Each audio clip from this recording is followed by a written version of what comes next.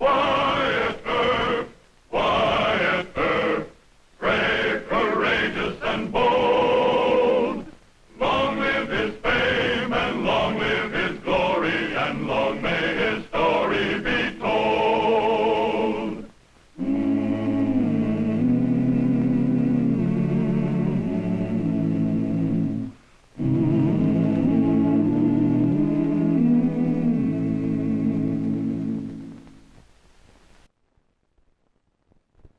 Wyatt Earp's greatest distinction as Marshal of Wichita, Kansas, was based on the fact that in 100 showdowns with armed lawbreakers, he preferred to disable an opponent rather than shoot to kill.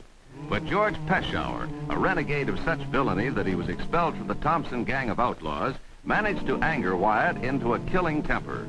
On the western frontier of 1875, Marshal Earp was considered reckless and foolishly quixotic to spare outlaws' lives at the risk of his own. And in the case of George Peshauer,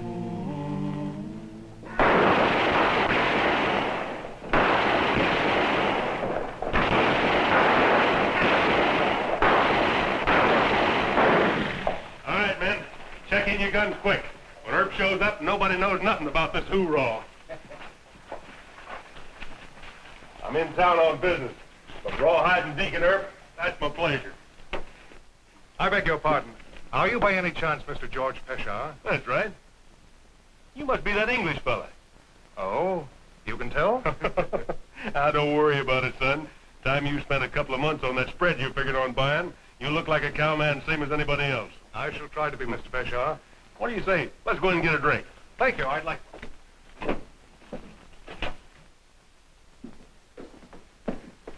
Well, if it isn't our Miss Prim. Sorry. We haven't one vacant room. Oh? Is your bar filled up, too? Come along, mister. I don't believe I remember your name from the letter. Evatt. Rodney Evatt. Ah. I don't like the name Miss Prim. Do you mind if I call you Miss Primrose? The guest is always right. Nobody ever gets anywhere with her, son. She's a mama's girl, proper and prim. Well, I've been here 2 days, and this is the first time she's spoken. I thought customs were a little bit more breezy out here in Western America. Well, you didn't speak to me. Well, that's true, but I thought the lady was supposed to speak first. hello, Mr. Peshauer. Hello, Deacon. Son, this is Deacon Wyatt Earp, the big law and order man in this town. Marshal Earp, I've heard a lot about you. Who did that shooting just now? I wouldn't know. You wouldn't, huh?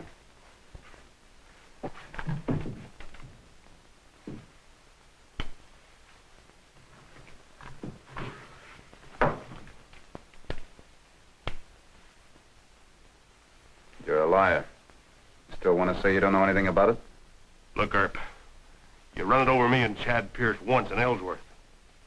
Don't try it here. Now, you didn't see this shooting. Try and find a witness that'll say they saw me. You're still a liar. Now, gentlemen. Aren't those fighting words here in Western America? Come on, son. We got business to talk over. He's wearing guns. I'm not. I'll say that I saw him. Did you, Miss Coyle? No. But if it'll help you put him in jail, well, I'm morally certain that he and his crowd did it. So am I. But you stay out of this. Mr.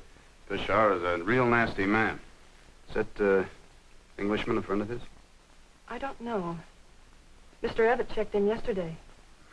Well, they couldn't be friends. Mr. Evatt looks like a newcomer to me. Yes, he is.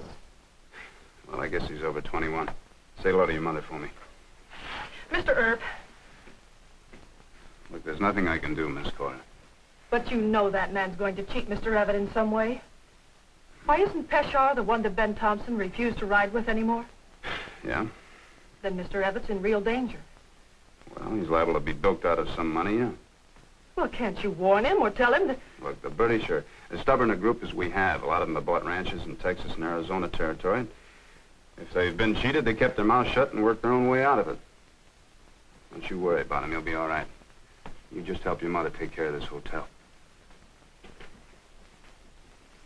Now, two sections have year-round grass.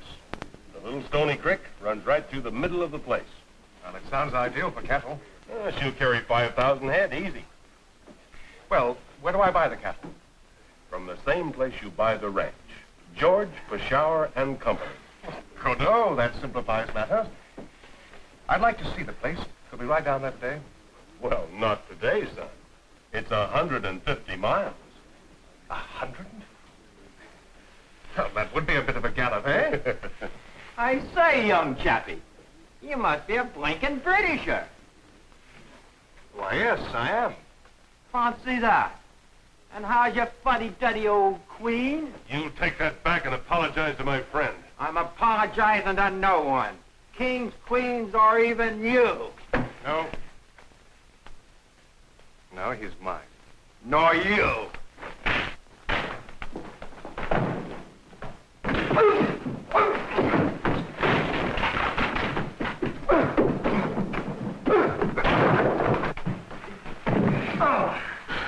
Stop it!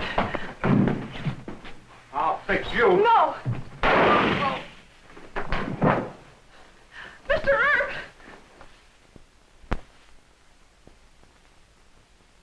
You've killed him. I had to. He'd have got you. Yes.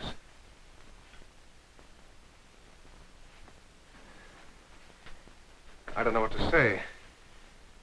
Thank you, man, for saving one's life is a... No, forget it, son. I won't forget it, Mr. Peshawar. I won't forget it. This man tried to shoot me. My friend here shot him first. Is that the way it happened? Mr. Evett and the cowhand were fist fighting. Then Mr. Evett knocked him down and he drew a gun from the rack. Mr. Peshawar shot first. With what? With this? You're under arrest. For saving my friend Evett? No, for not checking this. Marshal, it's obvious that... There'll be an inquest. You can tell your story then. Men, pick him up and carry him to Dr. Fabrique's office.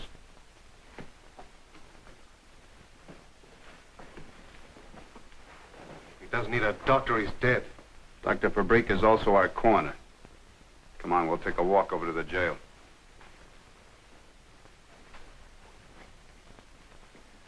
That marshal out of his mind. Mr. Peshawar saved my life, and now he's being arrested. It doesn't make sense. Well, you're the one who's addled. Addled? Oh? Peshawar's a killer. Why, he didn't care about saving you. He saw a chance to kill a man, and he took it. I beg to differ with you. And now, if you'll excuse me, I'll go bail for Mr. Peshawar. Wait. Just answer one question, please. Of course. Is Peshawar trying to sell you something? A ranch and some cattle? You American woman. It's amazing.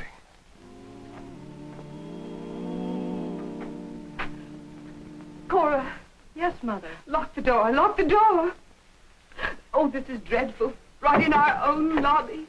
Oh, we never should have bought this hotel. And you, poor child, had to see it.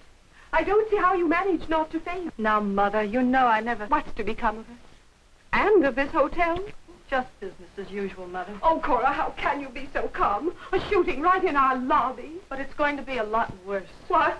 I just finished talking to Jed, and he said that... Jed? One of our bartenders, Mother. Oh, yes, Jed. He's one of our bartenders. Yes. He said that Mr. Evett is going to buy a ranch and a lot of cattle for 10,000 pounds. Why, Mother, that's almost $50,000. Oh, well, that boy has an extremely rich family in England if he wants to buy a ranch. But, Mother, he's dealing with George Peshawar. Oh. Oh. Is he the man who shot the other man? Yes. Oh, but the ranch deal, Cora, that's simply a business transaction. What on earth's worrying you? Jed says the ranch isn't any good, and that most of the cattle were stolen. Oh, dear. We can't let Peshawar cheat Mr. Evett. What can we do about it? Mother, I want you to go to Mr. Earp. Ask him to investigate this. Me? Oh, Cora. But he'll listen to you. And then we can get Jed to tell him about Peshawar's ranch and the cattle. Oh, no. No, that's quite impossible. It wouldn't do at all. Well, why not? Well, it just wouldn't, that's all. Mr. Peshawar might think we were interfering and... Well, it just isn't a matter that a lady can discuss. All right. I'm not a lady. Cora! Oh, I didn't bring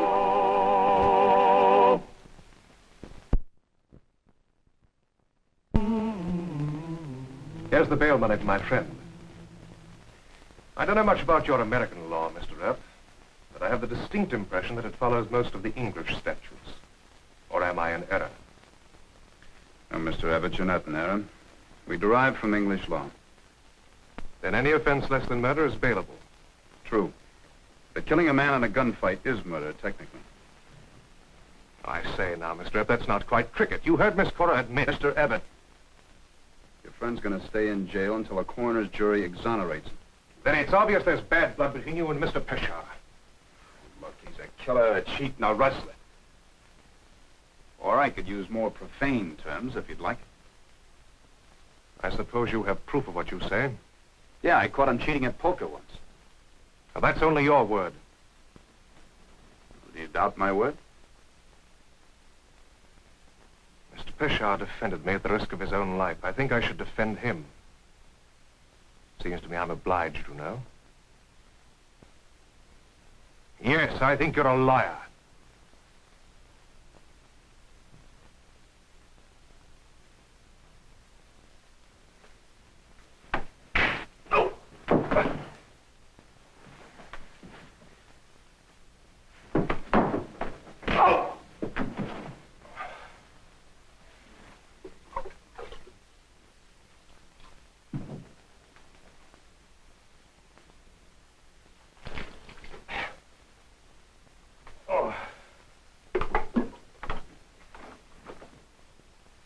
Marshal Earp, what happened? We had a bit of a row.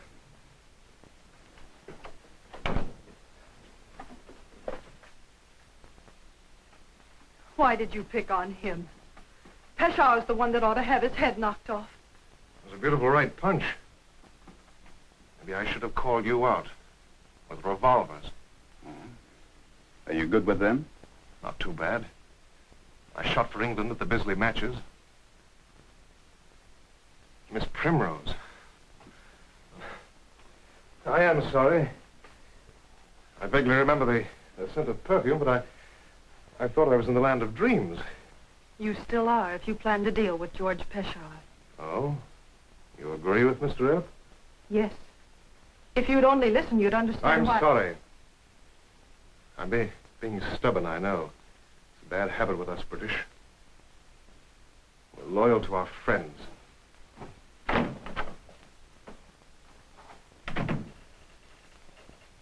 I tried, Miss Cohen. But Jed says the ranch is no good, that the cattle were rustled. Mr. Abbott should demand proof in writing. Why are you so concerned? Well, it's nothing personal. It's just that he's a guest at the hotel, and, well, we always look after our guests. Now, well, take my advice and forget it. You mean just stand by and watch a visitor being cheated out of $50,000? Miss Cora, if he goes through with the deal and finds out that he's being swindled, he can always swear out a warrant against Peshawar and sue him. Besides, there are an awful lot of Englishmen. Why don't you find yourself a smart one? Why, Mr. Earp, you don't think I'm interested in Mr. Evatt? Yes, I do. Now, look, I told you back at the hotel to stay away and not make trouble with Peshawar. Young England is going to stick with him to the last ditch. He'll break your heart. Good day, Mr. Earp.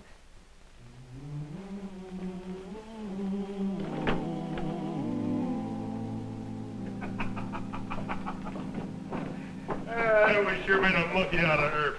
Justifiable homicide. Even old Dr. Bink gave him what for. I wasted the coroner's time. Hey, I've been waiting to ask you. Where'd you get that bruise on your jaw? Oh, a bit of a shandy-gow. Earp, he done it? Well, it's all over now. I suggest we forget about it. No, we won't forget it. Hey, Deacon. Big John Law. Punching my young friend Evatt. You want to make that your business? I want this young man to know that you're not a fair sample of an American. When you're not wearing your guns, you're as yellow as a buzzard's beak. Take them off. Now, leave them on. And when you and I meet, I'll be wearing mine. You do that. Is Mr. Earp afraid of you? You saw the way he acted, didn't you? Didn't seem afraid to me. Looked like he was trying to hold his temper. Just bluff, son, bluff.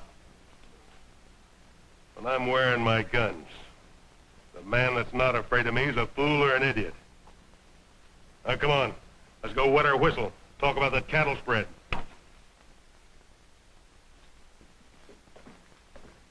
Well, Miss Prim. I'll be with you in a moment, Mr. Peshar. No hurry at all, young man. I'd like a word with you, if I may, Miss Gill. Why, certainly. Is something wrong with our service? No, but there is something wrong with me. Oh? It's really quite important. Could we go into your parlor? Well, just for a moment. Mother's busy in the dining room, and I have to watch the desk.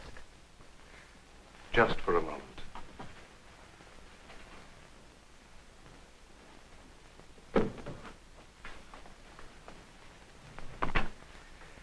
I'm afraid I'm a stubborn coot. Quite. But you and Mr. Earp wouldn't have warned me against a man unless you had what seems to you a good reason. No, we wouldn't. Well, what is the reason? Thought you had a tight hobble on that Britisher. What do you mean? Just straight into the parlor with Cora Gill. He'll be running back in here for a drink to warm him up after he's talked to her for 5 minutes.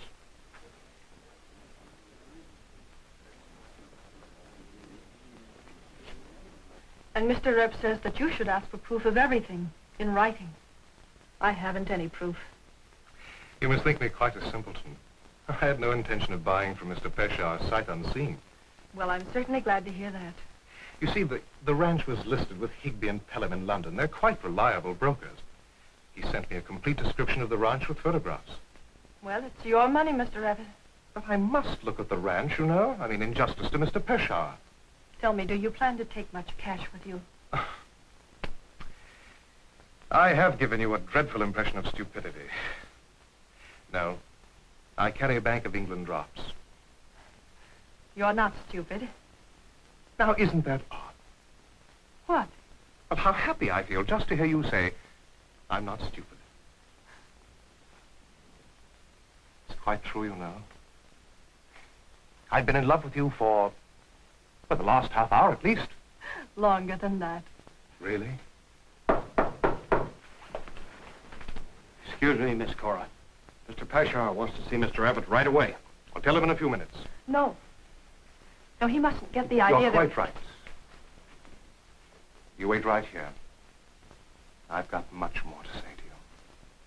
And I've got a lot to think about.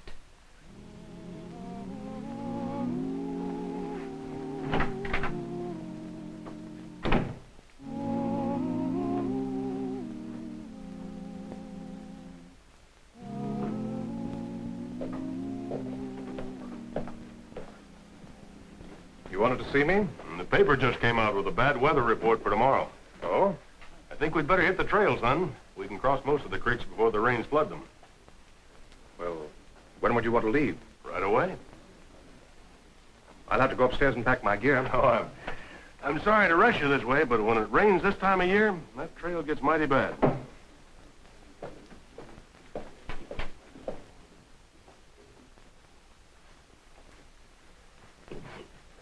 Earp and these fool laws.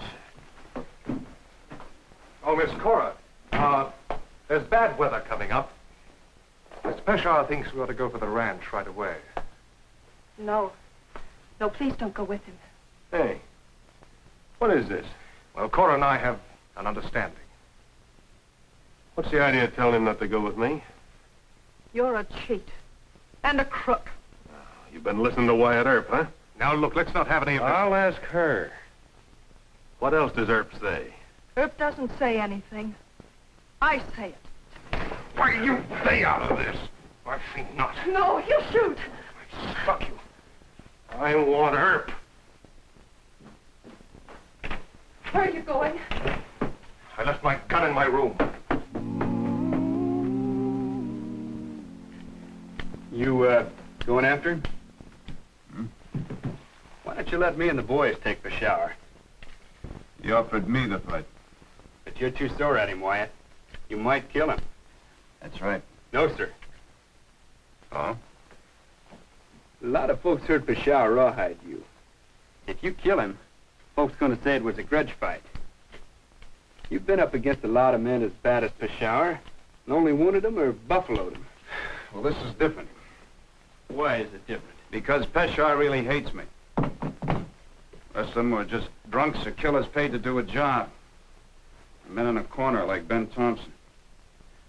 I just can't risk winging Peshawar. But he'll be the first man you ever killed. Well, there's always got to be a first.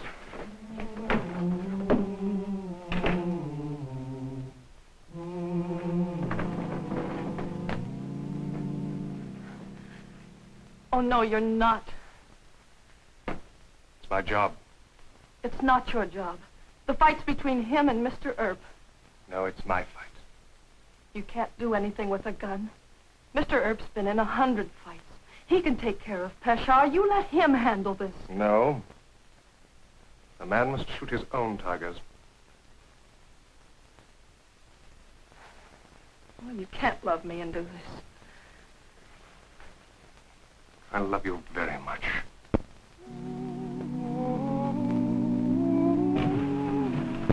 Barney, you seen Wyatt Earp? No. Guess I reckon he's over to jail. Do you want to see him? Yeah.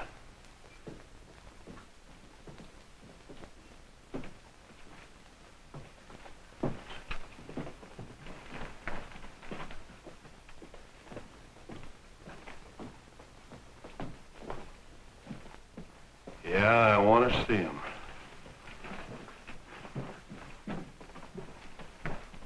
Keep away from me. Get out of range.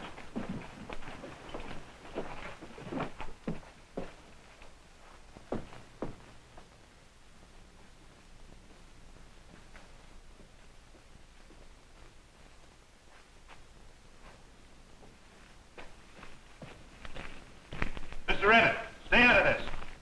I don't want you, stupid. I want Earp. No, I'm your man. I don't know the etiquette of these things, Mr. Peshawar. I advise you to go for your gun. All right. I'll take both of you.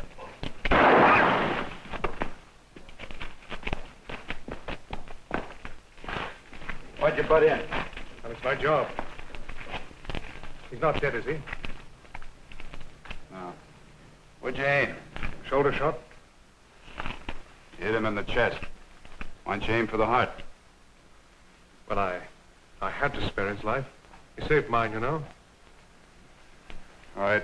Take him on over to Doc Fabric's office.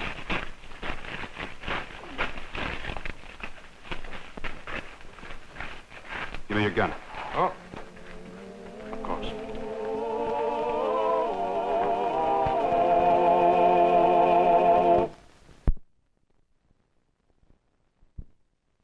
There, dear, there's no need to carry on so.